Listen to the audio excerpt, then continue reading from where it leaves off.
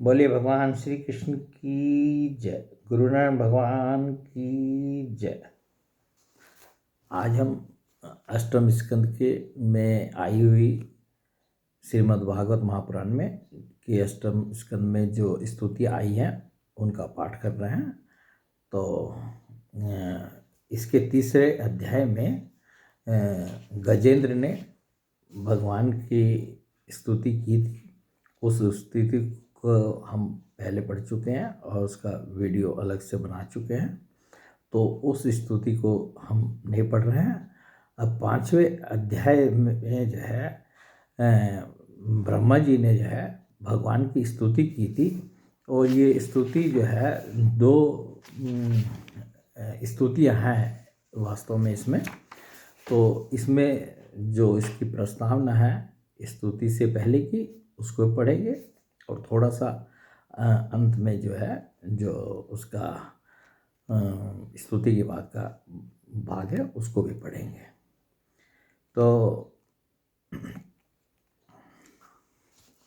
जब राजा परीक्षित ने जो है भगवान वो सुखदेव जी से समुद्र मंथन की लीला के बारे में प्रश्न किया कि समुद्र मंथन की लीला का आप जो है वर्णन कीजिए, और भगवान ने जो है उसमें कच्छप का भी रूप धारण किया था और किस उद्देश्य से मंदराचल को अपनी पेट पर धारण किया और देवताओं को अमृत कैसे मिला, ये सब जब प्रश्न किए तो सुखदेव जी जो हैं उत्तर दे रहे हैं।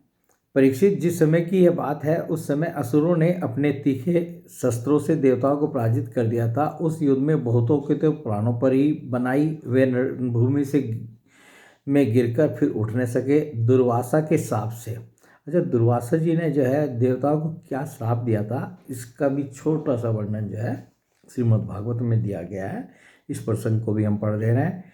यह प्रसंग विष्णु पुराण में इस प्रकार आया है कि एक बार श्री दुर्वासा जी वैकुंठ लोक से आ रहे थे। मार्ग में ऐरावत पर चढ़े देवराज इंद्र मिले। उन्हें त्रिलोकाधिपति जानकर दुर्वासा जी ने भगवान के प्रसाद की माला दी, किंतु इंद्र ने ऐश्वर्य के मद से उसका कुछ भी आदर न कर उसे ऐरावत के मस्तक पर डाल दिया।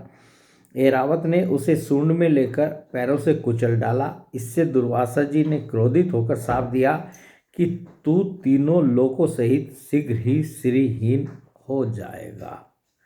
तो ये दुर्वासा जी ने जो है इंद्र को श्राप दिया था।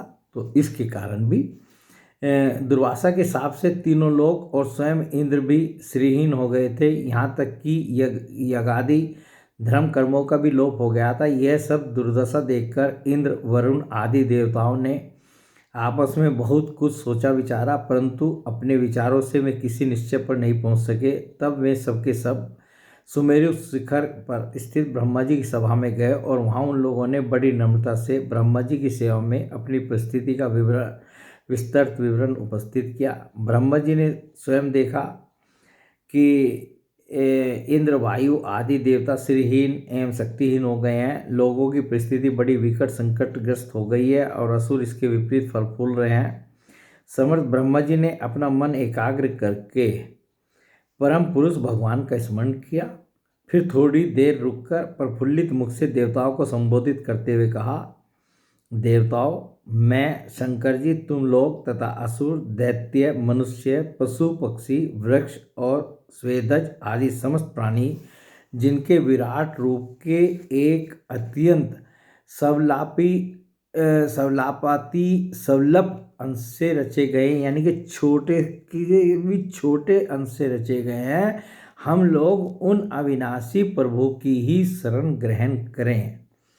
यद्यपि उनकी दृष्टि में न कोई वध का पात्र है और न रक्षा का, उनके लिए न तो कोई उपेक्षणीय है न कोई आदर का पात्र, फिर भी सृष्टि, स्थिति और प्रलय के लिए समय समय पर वे रजोगुण, सतगुण और तमोगुण को स्वीकार किया करते हैं। भगवान जो हैं उन्होंने इस समय प्राणियों के कल्याण के लिए सतगुण को स्वीकार कर रखा है, इसलिए यह जगत की स्थिति और रक्षा का अवसर है। अतः हम सब उन्हीं जगत गुरु परमात्मा की शरण ग्रहण करते हैं।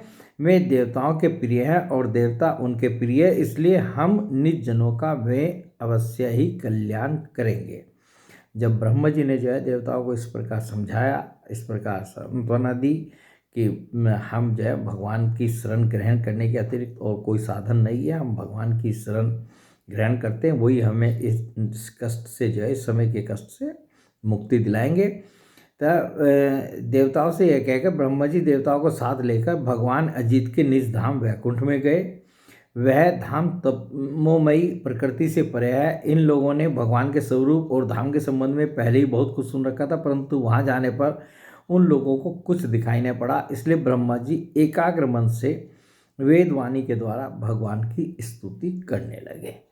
तो एक स्तुति तो यह है जो ब्रह्मा जी ने जो है भगवान को स्मरण करते हुए देवताओं के कष्ट निवारण के लिए स्तुति की थी। ब्रह्मा जी बोले, भगवान आप निर्विकार, सत्य, अनंत, आदि पुरुष, सबके हृदय में अंतर्यामी रूप से विराजमान, अखंड एवं अतर्क्य हैं। मन जहाँ जहाँ जाता है वहाँ वहाँ आप पहले से ही विद्यमान रहते हैं। वाणी आपका निरूपण नहीं कर सकती। आप समस्त देवताओं के आराधनीय और स्वयं प्रकाश हैं। हम सब आपके चरणों में नमस्कार करते हैं। आप प्राण, मन, बुद्धि और अहंकार के ज्ञाता हैं। इंद्रिया और उनके विषय दोनों ही आपके द्वारा प्रकाशित होते हैं। अज्ञान आपका स्पर्श नहीं कर सकता। प्रकृति के विकार, मरने जीने वाले शरीर से भी आप रहित हैं। जीव के दोनों पक्ष अविद्या और विद्या आप में बिल्कुल ही नहीं है। आप अविनाशी और सुख स्वरूप हैं। सतयुग, त्रेता और द्वापर में तो आप प्रकट रूप से ही विराजमान रहते हैं। हम सब आपकी शरण ग्रहण करते हैं। यह शरीर जीव का एक मनोमय चक्र अर्थात रथ का पहिया है। 10 इंद्रियां और 5 प्राण, ये 15 इसके अरे हैं। सत, रज और तम, ये 3 गुण इसकी नाभि है। पृथ्वी, जल, तेज, वायु, आकाश, मन, बुद्धि और अहंकार, ये 8 इसमें नेमी अर्थात पहिए का घेरा है। स्वयं माया इसका संचालन करती है और यह बिजली से भी अधिक शीघ्रगामी है। इस चक्र के धुरे हैं स्वयं परमात्मा, वे ही एकमात्र सत्य हैं। हम उनकी शरण में हैं।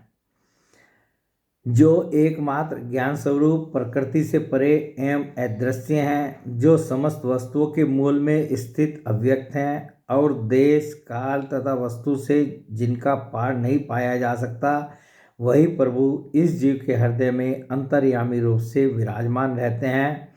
विचारशील मनुष्य भक्ति योग के द्वारा उन्हीं की आराधना करते हैं। जिस माया से मोहित होकर जीव अपने वास्तविक लक्ष्य अथवा स्वरूप को भूल गया है, वह उन्हीं की है और कोई भी उसका पार नहीं पा सकता। परंतु सर्वशक्तिमान प्रभु अपने उस माया और उसके गुणों को अपने वश में करके समस्त प्राणियों के हृदय में समभाव से विचरण करते रहते हैं। जीव अपने पुरुषार्थ से नहीं, उनकी कृपा से ही उन्हें प्राप्त कर सकता है। हम उनके चरणों में नमस्कार करते हैं। इस वाक्य को हम दोबारा पढ़ रहे हैं। जीव अपने पुरुषार्थ से नहीं, उनकी कृपा से ही उन्हें प्राप्त कर सकता है। हम उनके चरणों में नमस्कार करते हैं। यूँ तो हम देवता और ऋषिगण भी उनके परम प्रिय सत्य शरीर से ही उत्पन्न हुए हैं, फिर भी उनके बाहर भीतर एक रस प्रकट वास्तविक स्वरूप को नहीं जानते। जब रजोगुण एवं तमोगुण प्रधान असुर आदि तो उन्हें जान ही कैसे सकते हैं। उन्हीं प्रभु के चरणों में हम नमस्कार करते हैं। उन्हीं की बनाई हुई यह पृथ्वी उनका चरण है। इसी पृथ्वी पर जरायुज, अंडज, स्वेदज और उद्भिज, ये 4 प्रकार के प्राणी रहते हैं। वे परम स्वतंत्र, परम ऐश्वर्यशाली, पुरुषोत्तम पर ब्रह्म हम पर प्रसन्न हो। यह परम शक्तिशाली जल उन्हीं का वीर्य है। इसी से तीनों लोक और समस्त लोकों के लोकपाल उत्पन्न होते, बढ़ते और जीवित रहते हैं। वे परम ऐश्वर्यशाली परब्रह्म हम पर प्रसन्न हो। श्रुतियाँ कहती हैं कि चंद्रमा उस प्रभु का मन है। यह चंद्रमा समस्त देवताओं का अन्न, बल एवं आयु है। वही वृक्षों का सम्राट एवं प्रजा की वृद्धि करने वाला है। ऐसे मन को स्वीकार करने वाले परम ऐश्वर्यशाली प्रभु हम पर प्रसन्न हो। अग्नि प्रभु का मुख है। इसकी उत्पत्ति ही इसलिए हुई है कि वेद के यज्ञ यज्ञादि कर्मकांड पूर्ण रूप से संपन्न हो सकें। यह अग्नि ही शरीर के भीतर जठराग्नि रूप से और समुद्र के भीतर बड़वानल के रूप में रहकर उनमें रहने वाले अन्न जल आदि धातुओं का पाचन करता रहता है और समस्त द्रव्यों की उत्पत्ति भी उसी से हुई है। ऐसे परम ऐश्वर्यशाली भगवान हम पर प्रसन्न हो, जिनके द्वारा जीव देवयान मार्ग से ब्रह्मलोक को प्राप्त होता है, जो वेदों की साक्षात मूर्ति और भगवान के ध्यान करने योग्य धाम है, जो पुण्य लोक स्वरूप होने के कारण मुक्ति के द्वार एवं अमृतमय है और काल रूप होने के कारण मृत्यु भी हैं। ऐसे सूर्य जिनके नेत्र हैं, वे परम ऐश्वर्यशाली भगवान हम पर प्रसन्न हो। प्रभु के प्राण से ही चराचर का प्राण तथा उन्हें मानसिक शारीरिक और इंद्रिय संबंधी बल देने वाला वायु प्रकट हुआ है। वह चक्रवर्ती सम्राट है, तो इंद्रियों के अधिष्ठात्र देवता हम सब उसके अनुचर। ऐसे परम ऐश्वर्यशाली भगवान हम पर प्रसन्न हो, जिनके कानों से दिशाएं, हृदय से इंद्रिय गोलक और नाभि से वह आकाश उत्पन्न हुआ है, जो पांचों प्राण अर्थात प्राण अपान उदान समान और व्यान, दसों इंद्रियां, मन, पांचों असु अर्थात नाग कूर्म कृकल देवदत्त और धनंजय एवं शरीर का आश्रय है, वे परम ऐश्वर्यशाली भगवान हम पर प्रसन्न हो, जिनके बल से इंद्र, प्रसन्नता से समस्त देवगण, क्रोध से शंकर, बुद्धि से ब्रह्मा, इंद्रियों से वेद और ऋषि तथा लिंग से प्रजापति उत्पन्न हुए हैं। वे परम ऐश्वर्यशाली भगवान हम पर प्रसन्न हो, जिनके वक्षस्थल से लक्ष्मी, छाया से पितृगण, स्तन से धर्म, पीठ से अधर्म, सिर से आकाश और विहार से अप्सराएं प्रकट हुई हैं। वे परम ऐश्वर्यशाली भगवान हम पर प्रसन्न हो, जिनके मुख से ब्राह्मण और अत्यंत रहस्यमय वेद, भुजाओं से क्षत्रिय और बल जंघाओं से वैश्य और उनकी वृत्ति व्यापार कुशलता तथा चरणों से वेद बाह्य शूद्र और उनकी सेवा आदि वृत्ति प्रकट हुई है। वे परम ऐश्वर्यशाली भगवान हम पर प्रसन्न हो, जिनके अधर से लोभ और ओष्ठ से प्रीति, नासिका से कांति, स्पर्श से पशुओं का प्रिय काम, भौं से यम और नेत्र के रोमों से काल की उत्पत्ति हुई है। वे परम ऐश्वर्यशाली भगवान हम पर प्रसन्न हो। पंचभूत काल कर्म सत्वादि गुण और जो कुछ विवेकी पुरुषों के द्वारा बाधित किए जाने योग्य निर्वर्चनीय या अनिवर्चनीय विशेष पदार्थ है, वे सबके सब भगवान की योग माया से ही बने हैं, ऐसा शास्त्र कहते हैं। वे परम ऐश्वर्यशाली भगवान हम पर प्रसन्न हो, जो माया निर्मित गुणों में दर्शनादि वृत्तियों के द्वारा आसक्त नहीं होते, जो वायु के समान सदा सर्वदा असंग रहते हैं, जिनमें समस्त शक्तियाँ शांत हो गई हैं, उन अपने आत्मानंद के लाभ से परिपूर्ण आत्मस्वरूप भगवान को हमारे नमस्कार हैं। प्रभु, हम आपके शरणागत हैं और चाहते हैं कि मंद मंद मुस्कान से युक्त आपका मुख कमल अपने इन्हीं नेत्रों से देखें। आप कृपा करके हमें उसका दर्शन कराइए। प्रभु, समय समय पर स्वयं ही अपनी इच्छा से अनेकों रूप धारण करते हैं और जो काम हमारे लिए अत्यंत कठिन होता है उसे आप सहज में ही कर देते हैं। आप सर्वशक्तिमान हैं, आपके लिए इसमें कौन सी कठिनाई है। विषयों के लोभ में पड़कर जो देहाभिमानी दुख भोग रहे हैं, उन्हें कर्म करने में परिश्रम और क्लेश तो बहुत अधिक होता है, परंतु फल बहुत कम निकलता है। अधिकांश में तो उनके विफलता ही हाथ लगती है, परंतु जो कर्म आपको समर्पित किए जाते हैं उनके करने के समय ही परम सुख मिलता है। वे स्वयं फल रूपी हैं। भगवान को समर्पित किया हुआ छोटे से छोटा कर्माभास भी कभी विफल नहीं होता, क्योंकि भगवान जीव के परम हितैषी, परम प्रियतम और आत्मा ही हैं। जैसे वृक्ष की जड़ को पानी से सींचना उसकी बड़ी बड़ी शाखाओं और छोटी छोटी डालियों को भी सींचना है, वैसे ही सर्वात्मा भगवान की आराधना संपूर्ण प्राणियों की और अपनी भी आराधना है।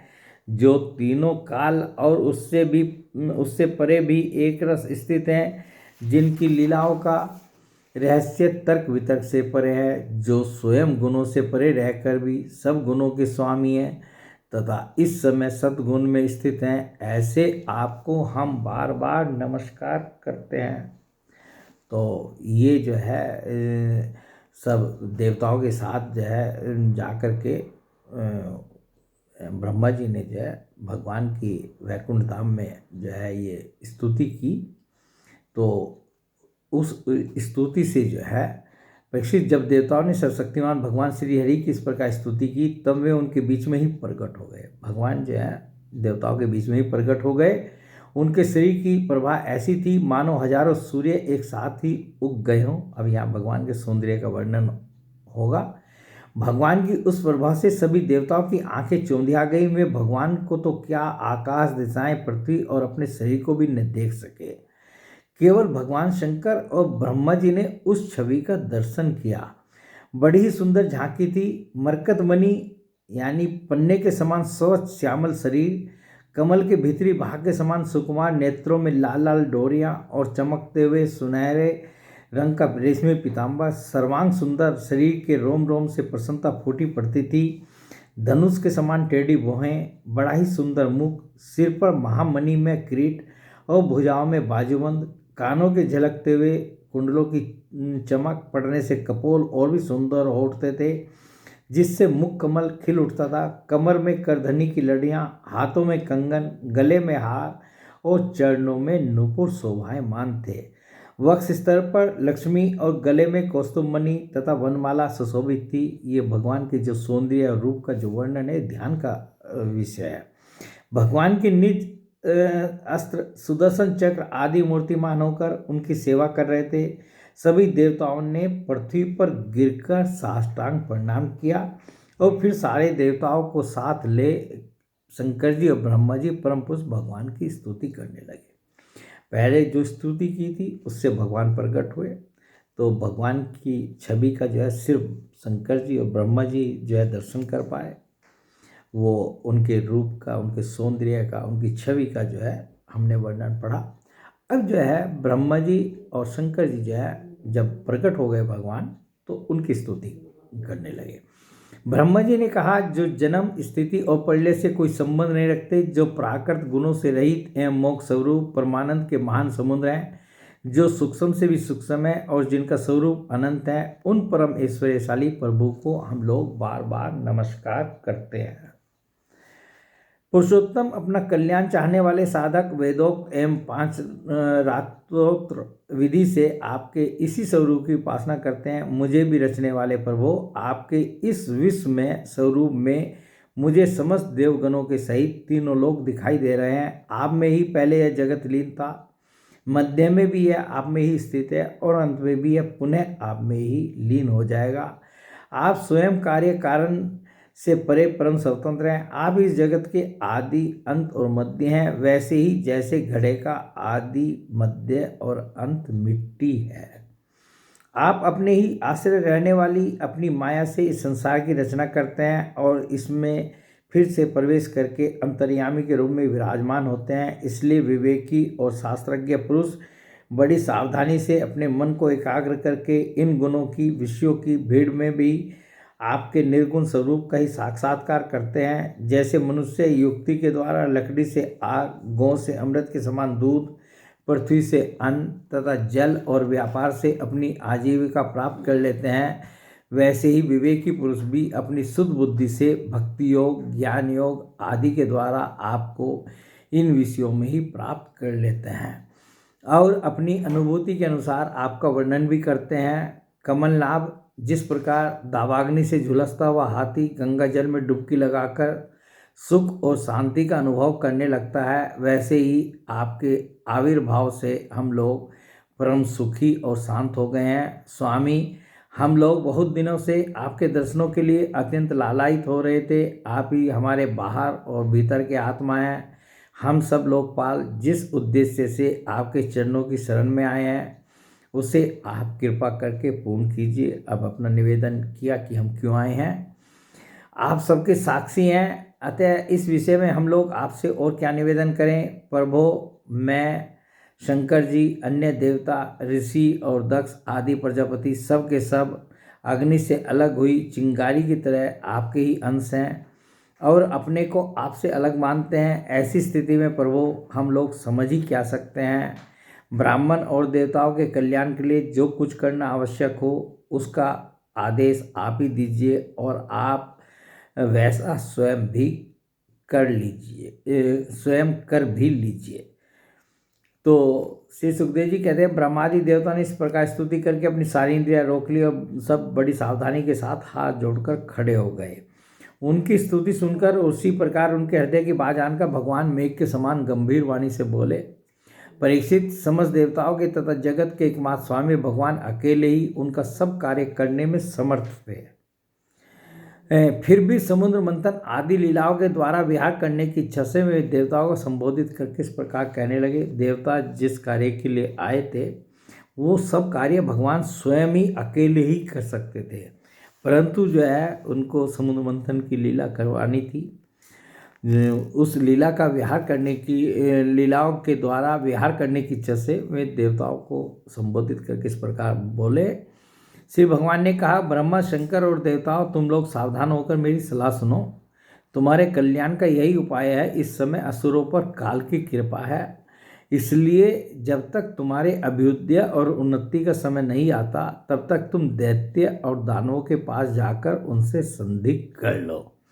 देवताओं, कोई बड़ा कार्य करना हो तो शत्रुओं से भी मेल मिलाप कर लेना चाहिए। यह बात अवश्य है कि काम बन जाने पर उनके साथ सांप और चूहे वाला बर्ताव कर सकते हैं। ये सांप और चूहे की जो यहाँ संदर्भ दिया भगवान जो कह रहे हैं उसका भी श्रीमद् भागवत में जो है नीचे थोड़ा वर्णन दिया है, उसको भी हम पढ़ दे रहे हैं। किसी मदारी की पिटारी में सांप तो पहले से था ही, संयोगवश उसमें एक बड़ा चूहा भी जा घुसा। चूहे के भयभीत होने पर सांप ने उसे प्रेम से समझाया कि तुम पिटारी में छेद कर दो, फिर हम दोनों भाग निकलेंगे। पहले तो सांप की इस बात पर चूहे को विश्वास नहीं हुआ, परंतु पीछे उसने पिटारी में छेद कर दिया। इस प्रकार काम बन जाने पर सांप चूहे को निकल गया और पिटारी से निकल भागा। तो भगवान जो है देवताओं को कह रहे हैं कि जो है यह बात अवश्य है कि काम बन जाने पर उनके साथ सांप और चूहे वाला बर्ताव कर सकते हैं। तो असुरों के साथ तुम जो है ये सांप चूहे वाला बर्ताव कर सकते हो। तुम लोग बिना विलंब के अमृत निकालने का प्रयत्न करो। उसे पी लेने पर मरने वाला प्राणी भी अमर हो जाता है। पहले क्षीर सागर में सब प्रकार के घास, तिनके, लताएं और औषधियाँ डाल दो। फिर तुम लोग मंदराचल की मथानी और वासुकी नाग की नेति बनाकर मेरी सहायता से समुद्र का मंथन करो। अब आलस्य और प्रमाद का समय नहीं है। देवताओं, विश्वास रखो, दैत्यों को तो मिलेगा केवल श्रम और क्लेश, परंतु फल मिलेगा तुम्ही लोगों को। देवताओं, असुर लोग तुमसे जो जो चाहें सब स्वीकार कर लो, किसी चीज़ को मना मत करो। शांति से सब काम बन जाते हैं, क्रोध करने से कुछ नहीं होता। पहले समुद्र से कालकूट विष निकलेगा, उससे डरना नहीं और किसी भी वस्तु के लिए कभी भी लोभ नहीं करना। दो बातें समझाई भगवान ने कि एक तो जो है किसी भी चीज़ के लिए लोभ मत करना, और जो है कि किसी वस्तु के लिए लोभ न करना, और जो कालकूट विष निकलेगा उससे डरना नहीं। पहले तो किसी वस्तु की कामना ही नहीं करनी चाहिए, परंतु यदि कामना हो तो वह पूरी ना हो तो क्रोध तो करना ही नहीं चाहिए। और दूसरे कहा कि पहले तो तुम कामना ही मत करना जो भी वस्तु निकले, और यदि मिले नहीं मिले, और यदि नहीं मिले तो क्रोध नहीं करना चाहिए, तो क्रोध मत करना। तो इस प्रकार जो है मतलब ये भगवान ने जो है इनको आदेश दिया। तब ये सब इंद्र आदि देवता जो हैं वो राजा बलि के पास पहुँचे थे और वहाँ उनसे संधि की, और संधि होने के बाद जो है वो देवताओं ने और असुरों ने मिलकर जो है समुद्र का मंथन किया। वो सब लीलाएं जो हैं हम पहले पढ़ भी चुके हैं, सुन चुके हैं। बोलिए भगवान श्री कृष्ण की जय, गुरु नानक भगवान की जय।